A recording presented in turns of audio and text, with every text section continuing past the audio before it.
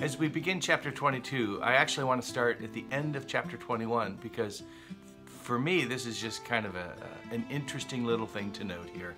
In Acts chapter 21, verse 37, as Paul was about to be brought into the barracks, he said to the tribune, "May I say something to you?" And he said, "Do you know Greek?" So Paul is talking to the soldier who's going to put him in prison, and he speaks to him in Greek, which he clearly had the ability to do, having been raised as a Jew in Tarsus.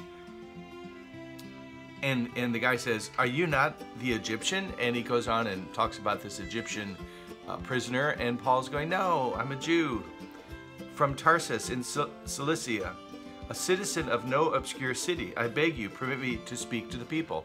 So Paul uses his Greek in this setting, and in Acts chapter 22, verse 1, "Brothers and fathers, hear the defense that I make before you."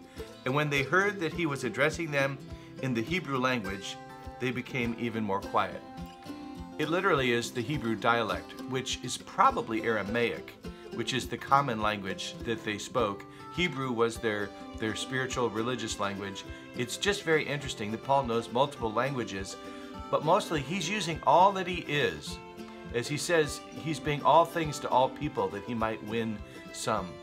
I think what we need to see in this little part of Acts 22 is that Paul was using everything in him to reach people for Jesus, and we should do the same. We should learn to speak people's languages, not necessarily literally every language out there, but speak in ways they can hear and understand. We talk in Reengage all the time about speaking the love language, learning to speak the language of your spouse. It's really important for us, if we're going to be used by God, to let God use all of us. And in this little short instance, Paul is doing that remarkably. Have a great day.